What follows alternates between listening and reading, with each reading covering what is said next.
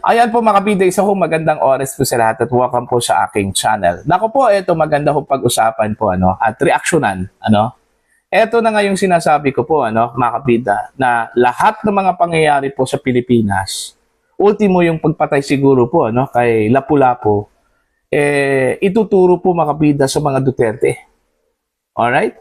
Mantakin nyo inakusahan po ngayon ni Congressman Benny Abante ito kung mga Duterte ang dahilan kung bakit idinawit yung kanyang pangalan po mga kabida dito ho sa issue po ng money delivery scheme gamit po ang mga maleta po kung tutuusin po mga kabida, hindi naman po ang mga Duterte po ang nag-akusa sa kanya okay, ito hong Brave 18 mga kabida, bakit po ibibintang po niya sa mga Duterte po mga kabida. Alright, eto babasahin ko muna ito hong article ng ang balita ngayon Abante, tila isinisi sa mga Duterte ang mga maleta allegation laban sa kanya. Alright?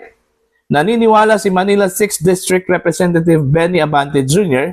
na may politika sa motibo sa likod ng mga aligasyong nag-uugnay sa kanya sa umano'y pagtanggap ng mga maleta, may lamang pera at tila inuugnay ito sa kanyang papel sa House Quad Committee.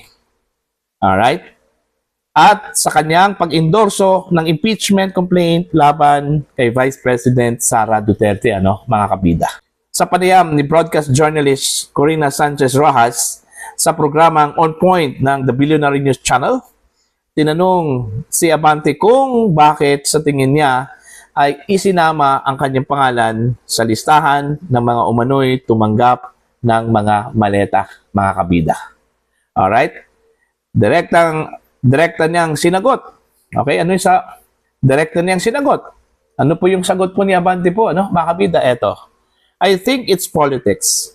Ayon kay Abante, sa mahigit 2 dekada niyang panunungkulan bilang kongresista, ngayon lamang siya nakaranas ng ganitong uri ng akusasyon. Ayan. That never happened to me.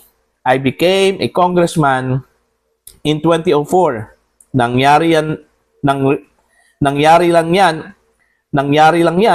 nung nagkaroon kami ng Quad Committee. That never happened to me. I became a congressman in 2004. Nangyari lang yan nung nagkaroon kami ng Quadcom. Nung ako nag-endorse ng impeachment complaint. Hindi kailanman nangyari ito sa akin. Naging kongresista ako noong 2004. Nangyari lamang ito nang magkaroon kami ng Quadcom at nang inendorso ko ang impeachment complaint. Ayan. Bagamat hindi niya direktang pinangalanan kung sino ang nasa likod ng mga aligasyon, ang tanging partikular na pangyayaring kanyang binanggit ay ang kanyang paglahok sa Quad Committee hearing at ang kanyang pag-endorso sa impeachment complaint laban kay Vice President Sara Duterte. Marin din niyang itinanggi ang mga paratang laban sa kanya. I strongly deny the allegations. I think it's highly libelous. Wala silang ebidensya dyan. Okay? Marin kong itinanggi ang mga aligasyon. Sa tingin ko, ito ay lubhang mapapanirang. Sa tingin ko, ito ay lubhang mapanirang puri. Wala silang ebidensya. Ang pahayag ni Abante ay kasunod ng mga aligasyon ng grupong tinaguriang Brave 18 ng dating Marines. Ang pahayag ni Abante ay kasunod ng mga aligasyon ng grupong tinaguriang Brave 18, mga dating Marines, na nagsasabi sila umano ang naghatid ng mga maleta ng pera sa ilang personalidad at opisyal na inuugnay sa umano'y irregularidad sa flood control projects. Nauna ring naghain si Abante ng mga reklamong libel at cyber libel laban sa mga sangkot sa naturang mga aligasyon. Wala pang reaksyon mula sa grupo ng mga dating sundalo at sa kampo ng pamilyang Duterte ang pahayag ni Abante. Ayun. So sinisisi po niya ang mga Duterte dito, ano, mga kapida, na siya daw, na sila daw yung dahilan kung bakit ho napasama yung kanyang pangalan po dito ho sa money delivery scheme gamit po ang maleta po, ano, mga kabida. Bakit po ang mga Duterte ang kanyang pinagbibintangan? Diyos ko por santo, ano, mga kabida. Wala naman pong kinalaman yung mga Duterte po doon eh. Okay? Mantakin nyo sa lahat-lahat ng mga nasangkot dito, ano, mga kabida. Marami hong mga pangalan po na nasangkot po, ano. In fact, hindi lang po mga kaalyado po ng administrasyon, ano, ang nadawit yung kanilang mga pangalan dito, ano, mga kabida. Meron pong mga kaalyado po ni Vice President Sara Duterte na napabilang yung kanilang pangalan dito ho sa money delivery scheme. Okay? Katulad na lang po mga kabida, idinawit po pangalan ni Mark Villar, Loren Ligarda. Ito mga kaalyado yan, ano, ni Vice President Sara Duterte po, ano. O bakit masasabi ho ni Congressman Abante, mga kabida, na dahil ho sa kanyang paglahok sa Quadcom at pag-endorso po, mga kabida, no, sa impeachment complaint laban ho kay Vice President Sara Duterte, kaya eto po, pinagbintangan po siya, mga kabida, na tumanggap daw ng mali-maletang pera po, ano, mula sa mga dating sundalo po, ano, mga kabida. Honestly, hindi ako naniniwala po, mga kabida, na because of the Dutertes, kaya nangyari itong isiniwalat na money delivery scheme gamit po ang mga maleta po, ano, mga kabida. Itong mga sundalong ito po yung mga dating bodyguards po, ano, mga kabida, ni Zaldico. Okay? Imposible naman po, silang lahat po talaga, mga kabida, meron pong nagkakaisang anong tawag po dito? Pananaw, ano? Aligasyon. Okay? Sila mismo yung gumawa daw ng krimen eh. Sila yung naghatid po ng pera. Okay? Sa utos po ni Congressman Zaldico, ano? Mga kabida, sabi po nila. Okay? So, paano yan? Mapapatunayan po, mga kabida, ni Congressman Benny Abante, ano, na itong pagdawit ho ng kanyang pangalan po, mga kabida, sa listahan po ng mga personalidad na tumanggap po ng pera dahil ho sa mga Duterte. May pruweba ba siya doon?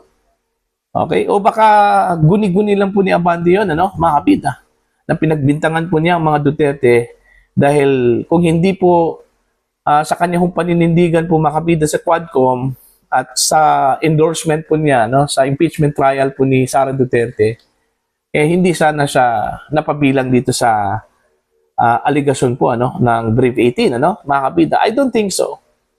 Okay? Kasi kung tutuusin po, mga kabida, consistent yung mga sinabi po ng mga dating sundalo po, ano. Magtakin nyo, kung meron po silang itinago po, mga kabida, bakit ho confident po sila, mga kabida, na magpakita po at lumahok po sa mga investigasyon po, ano, mga kabida, di ba? Kasi kung gawa-gawa lang po yung istorya po, mga kabida, sana nakitaan po sila ng inconsistency po, ano, mga kabida, ano po. Very consistent mula sa affidavit hanggang dun ho sa verbal po, ano, na pahayag po nila, ano po, mga kabida. O. Di ba? So, eto, lahat na lang po ng mga pangyayari po, mga kabida, Duterte po ang may kasalanan po, ano, mga kabida. Siguro, kung isusukat po natin yung mga bintang laban po sa mga Duterte po, ano, mga kabida, wala na. Okay? Hindi na po kakasya po, mga kabida, sa langit, ano. Baka naman po, i-recommenda po ng langit, o Sara Duterte, Mr. President, you are not welcome here. Kasi hindi po kayo magkasya dito sa mga kasalanan ho ninyo. Ano po? Di ba? So actually, natatawa lang po ako talaga, no, dito sa sinabi po ni Congressman Benny Abante. Wala kasi siyang maisip siguro na dahilan kung bakit po na pabilang po yung kanyang pangalan po, no, mga kabida. Di ba? Importante ho dito, ano, since meron pong aligasyon, alright, dapat magsasampa po siya ng kaso laban ho dito sa mga nag-akusa po sa kanya, no, mga kabida. Kaysa i-divert po niya yung issue. Okay? kanya hong pagbibintangan po ang mga Duterte, mga kabida, na siyang may pakana kung bakit po nasama yung kanyang pangalan po, ano, mga kabida, dito ko sa money delivery scheme. Alright? So, yung aking pananaw po, ano, mga kabida, na para bang gusto lang pong ilihis ni Congressman Abante, no, yung totoo pong nangyari po, ano, mga kabida. Okay? Ididiin po niya mga Duterte, ano, dahil kung hindi daw sa mga Duterte, mga kabida, kung hindi po siya naninindigan, ano, hindi po siya sumali doon sa Quadcom, baka naman po hindi po siya maidawit at may sama po sa listahan po, ano, mga kabida, ano po. Okay? Ang mas mabuti dito para ko kay Congressman Abante, tanungin po niya yung mga dating sundalo. Okay? Mas mabuti po, mga kabida, na magharap-harap po sila, no? Mga kabida. Latagan ng mga ebidensya. Paano ho ninyo inassert na ako po ay tumanggap ng pera, tumanggap ng maleta po?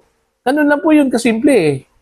Okay? Maglabas mo ng ebidensya itong Brief 18. Eto, may video kami na tumanggap kayo. Parang ganun eh. Hindi ko sinabi na mayroon pong video. Okay? Parang kunwari lang po, mga kabida, ano po. Okay? Para lang po, paninindigan po, mga kabida, na talagang meron pong ebidensya itong mga dating sundalo po, ano, mga kabida. Okay? And also, itong si Congressman Abante, kung meron po siyang ebidensya na nagsisinungaling itong mga dating sundalo po, nagsampa po siya ng kaso, ano, mga kabida, cyber libel at saka itong libel po, ano, laban ho dito sa dating mga sundalo po, ano, mga kabida. At saka hindi lang po si Abante po, ano, mga kabida, ang inakusahan ho dito. Ang dami po eh. Alright? Madami po, mga kabida, ano po. Okay? Kaya huwag mong mag-alala, itong si Abante, kung bakit po siya nadamay.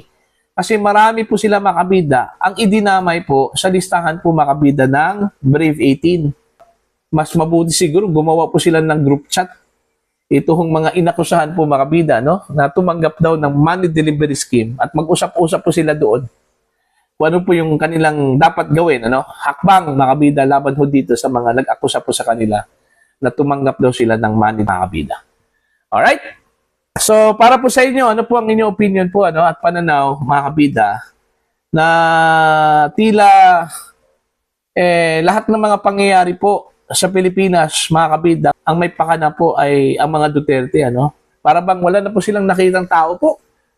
Okay? Sa Pilipinas, mga kabida, na pwede ho nilang pagbintangan.